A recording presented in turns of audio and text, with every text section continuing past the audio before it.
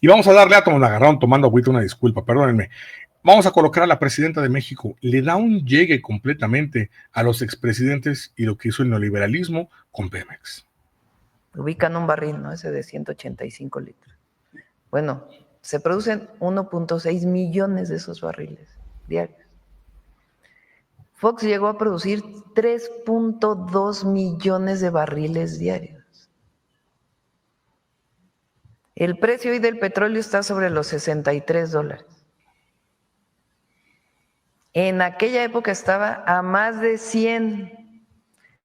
3.2 millones de barriles diarios con un precio de $100 el barril. Ingresos petroleros, muchísimos. Excedentes, porque además ponían en el presupuesto de egresos el precio del barril va a ser tanto y la producción tanto, y después tenían excedentes. ¿Dónde se quedó ese dinero? Porque en Pemex no, ¿eh? Calderón le tocó más o menos lo mismo. Ahora, ¿qué provocaron además irresponsablemente el decaimiento de el mejor yacimiento petrolero que ha tenido México, que es Cantarell? Para que pueda salir el petróleo tiene que tener presión. A veces el propio gas que tiene pues le da la presión. Pero cuando acaba esa presión, digamos, del gas asociado, lo que normalmente se hace en el mundo entero es que se inyecta gas para que tenga todavía más presión y salga, digamos, lo que todavía... Bueno, se les ocurrió inyectar nitrógeno.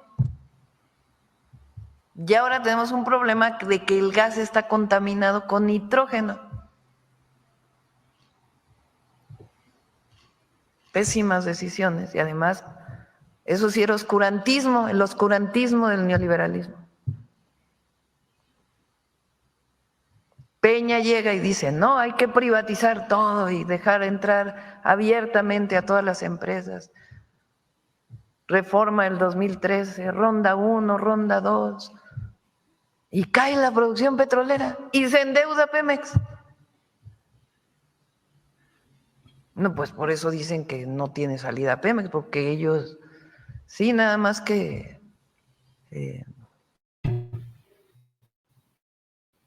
aquí hay una cosa que no tienen ellos, se llama convicción,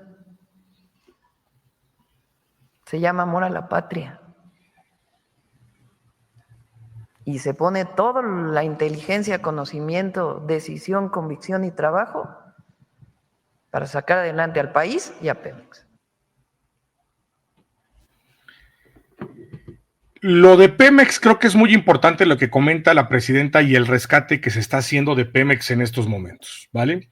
Para esto hay que poner, para este marco hay que poner dos cosas que son muy importantes. La primera, hablando en este marco del rescate que se tiene de Pemex, del trabajo que se está haciendo para rescatar a Pemex, primero, ¿ok? Y no hay que perder esto que dice la presidenta de México. Pero déjenme poner rápidamente aquí un previo. Para hablar del rescate de Pemex se tiene que entender qué es Pemex a largo plazo y no qué es Pemex a corto plazo. ¿Ok?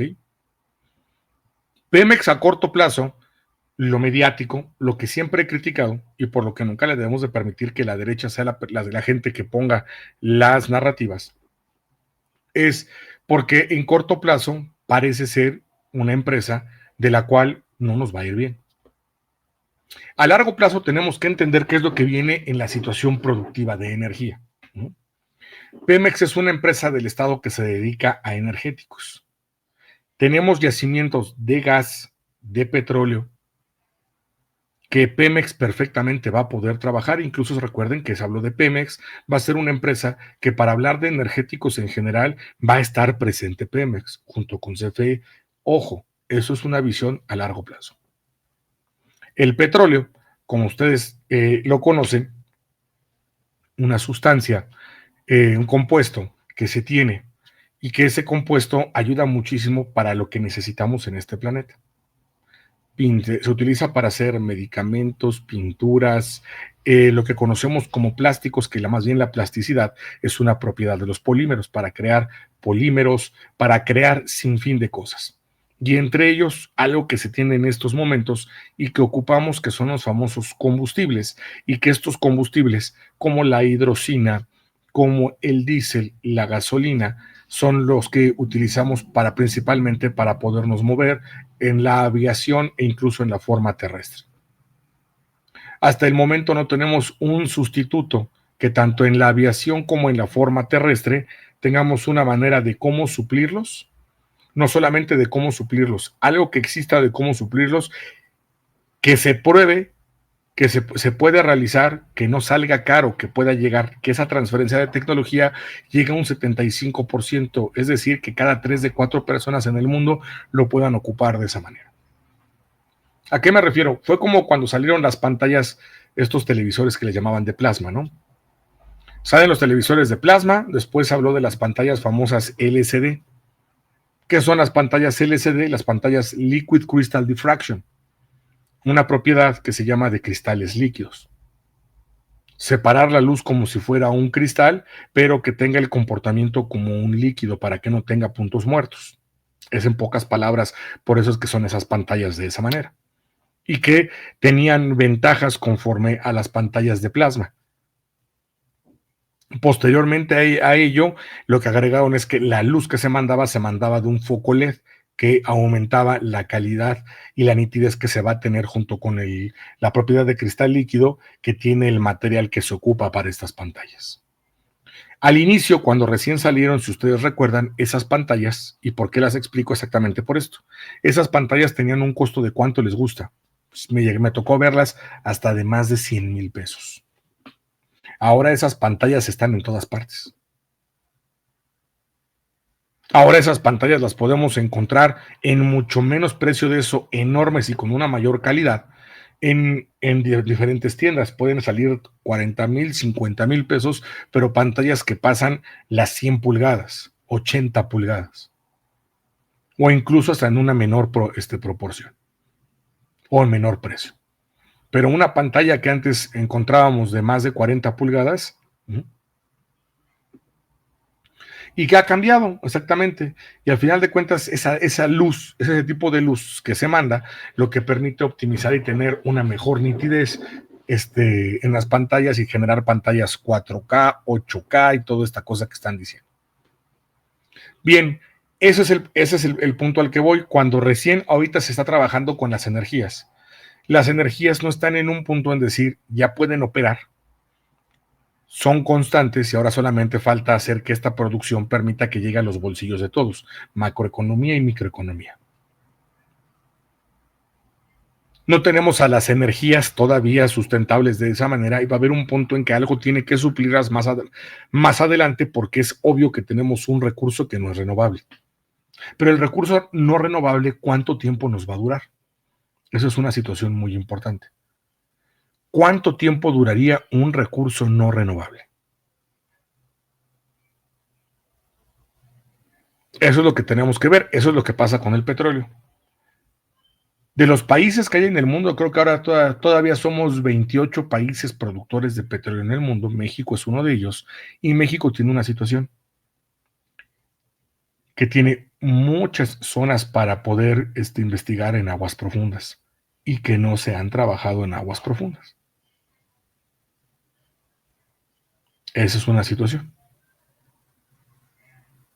También que hay otros yacimientos terrestres que no se han trabajado. Esto se ha dicho desde hace tiempo. Se ha comentado. Incluso, es correcto, incluso hay que recordar que la química del petróleo, mi estimado Temoc, se encuentra como ingenierías petroleras e ingenierías químico-petroleras, que fue una de las ingenierías que sacó el Politécnico cuando se creó el Poli para poder apoyar a lo que es Pemex.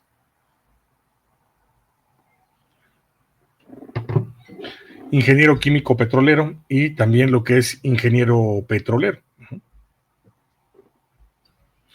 Esto lo comparto porque tenemos que entender que hay todavía mucho petróleo que no se ha investigado en este país, que no se ha extraído y que posiblemente se extraiga ya sea con investigación propia más adelante o con apoyo de terceros, pero México tendrá petróleo para todavía largo tiempo. Los energéticos y las farmacéuticas son dos negocios muy poderosos. Me atrevo a decir incluso que los dos más poderosos del mundo en este momento, porque uno es salud y la otra son dos necesidades del ser humano.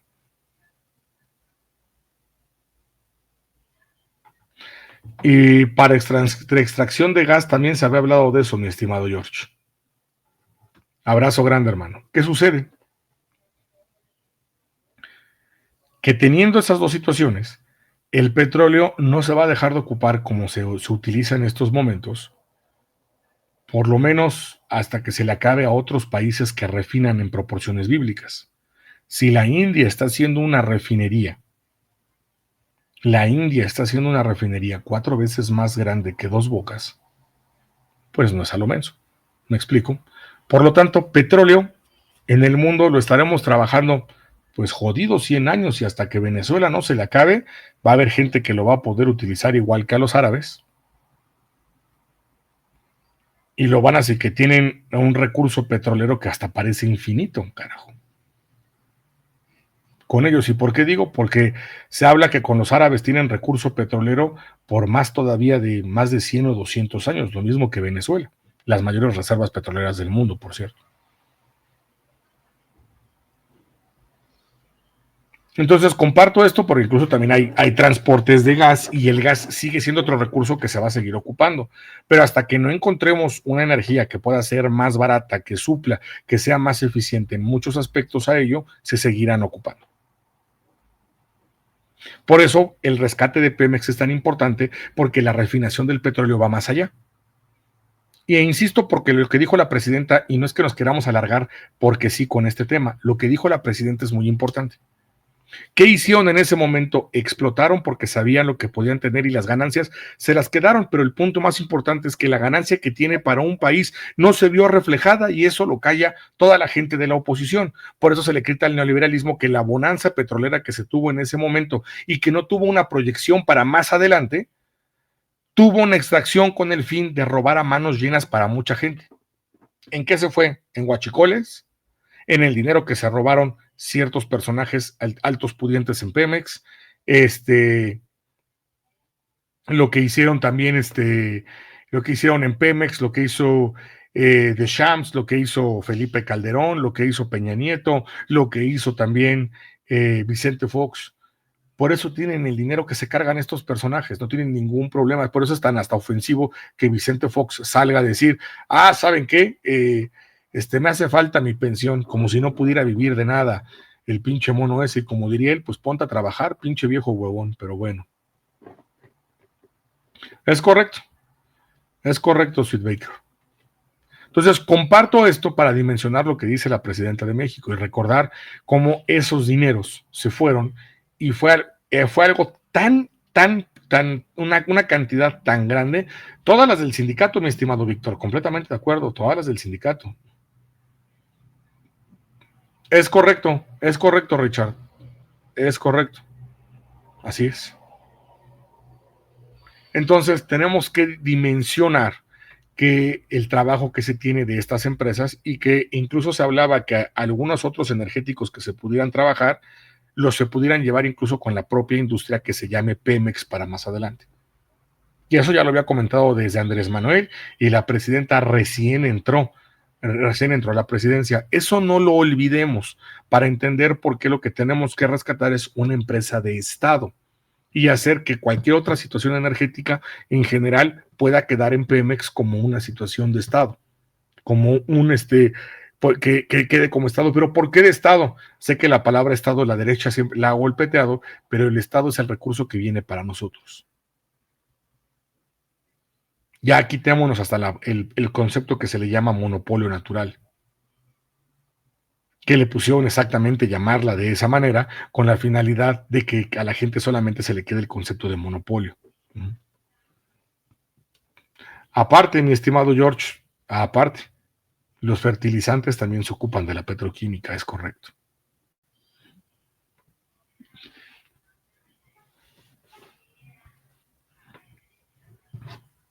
Es correcto, mi estimado Richard. Y eso es lo que nunca ponen en cuestión. Pueden querer cuestionar, rescatar a Pemex, pero nunca ponen en cuestión por qué está el rescate de Pemex. Por eso lo que dice la presidenta es tan importante en este momento del rescate. Pero vámonos por partes. Si me lo permiten, déjenme colocar la cortinilla y vámonos con la otra sección que puso la presidenta al respecto de esto, del rescate.